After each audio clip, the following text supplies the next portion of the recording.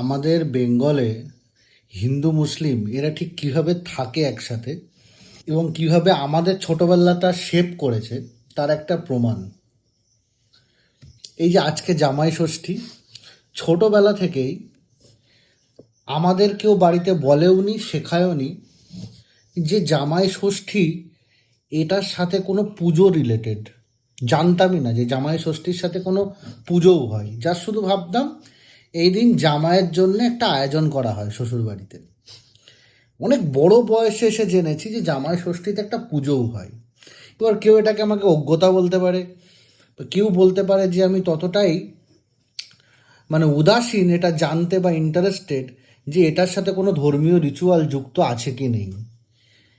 এবার ফ্যাক্টটা হচ্ছে এটা, আসলে জামাই ষষ্ঠী হচ্ছে ষষ্ঠী ঠাকুরের আরাধনা, ষষ্ঠী দেবীর আরাধনা। যে ষষ্ঠী দেবীটা বাবা মায়ের সন্তানদের সেফগার্ড করে। আমার দিদির যখন বিয়ে হয়, আমার মা কিন্তু প্রতিবারই জামাইকে ফোন করতো এবং জামাইকে আমন্ত্রণ জানাতো। সে আসতে পারতো না হয়তো প্রতিবার, যে জামাই ষষ্ঠী আছে, মেয়ে জামাই আসবে, বাড়িতে খাওয়া দাওয়ার আয়োজন করা হবে। জামাই ষষ্ঠীতে মাছ, মাংস, ডিম, আম, লিচু, কাঁঠাল এগুলো তো অবশ্য করণীয়। মিষ্টি, দুধের সেমাই, পায়েস এগুলো হবেই। আমার মা কিন্তু একটা নামাজি মহিলা। সে কোরআন শরীফ পড়ে। সে দিনে 5বার না হলেও 4বার পড়ার চেষ্টা করে নামাজ, কখনো 5বারই নামাজ পড়ে এবং তার আল্লাহর প্রতি এক বিশেষ ভক্তি আছে। যে সেই মানুষটা আমাদেরকে কিন্তু কখনো শেখায়নি বা কখনো বলেনি যে জামাই ষষ্ঠী এটা কিন্তু শুধুমাত্র হিন্দুদেরই প্রোগ্রাম, তো জামাই ষষ্ঠী নিয়ে অত এক্সাইটমেন্ট দেখানোর কিছু নেই।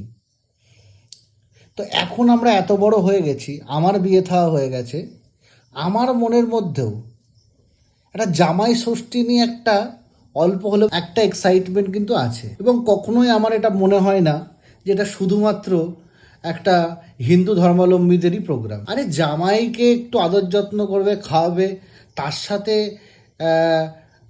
পুজোকে কানেক্ট, তার সাথে ধর্মের কি কানেকশান আছে? ঠিক আছে, মুসলিমরা সেই পুজোটা করবে না, সে শুধু জামাইকে আদর যত্ন করবে। আমার কাছে পারসেপশনটা ঠিক এরকমই। এবং গোয়িং ফরওয়ার্ড আমি আমার নেক্সট জেনারেশনকেও এইভাবেই কিন্তু তাদেরকে এই শিক্ষাটা দেব আর কি। আর এই যে আমার মায়ের ডেসক্রিপশান দিলাম, ছোটোবেলা থেকে ঠাকুর বিসর্জন দেওয়া, হয়তো একদম পার্টিসিপেট করছি না, ঠাকুর মাথায় করে নিয়ে হয়তো পুকুরে ফেলছি না, বাট একদম ওতপ্রোতভাবে প্রতিটা অ্যাক্টিভিটির সাথে যুক্ত।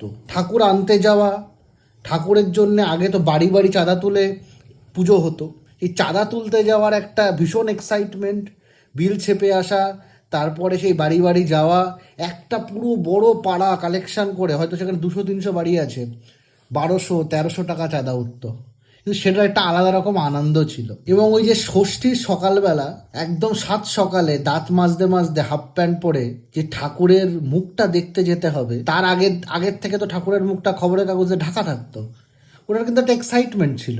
এবার জানি না বাংলার এই নেচারটা নষ্ট হয়ে যাচ্ছে কিনা, পোলারাইজেশন এমন করে, যার মনের মধ্যে উদারতা আছে সে হয়তো পোলারাইজড হয় না, সে একটু ভীতু হয়ে যায়, সে একটু বিচ্ছিন্ন হয়ে যায়, আর কিছু লোকজন তাদেরকে একটু দূরেও সরিয়ে দেয়। এইসব ফ্যাক্টরগুলো কিন্তু এখন বাস্তব হয়ে গেছে। তো সব জামাইদেরকে জামাই ষষ্ঠীর অনেক অভিনন্দন। ভালো খাওয়া দাওয়া করো, পেট খারাপ যেন না হয়। যদিও সামনে উইকেন্ড, সেটা ভালোভাবে ইউটিলাইজ করা সম্ভব। আর আমার বউ তো এখানে নেই, বউ বাচ্চা। আমি 2 দিন পর শ্বশুরবাড়ি যাব, আশা করি তখন জামাই ষষ্ঠী পালন হবে।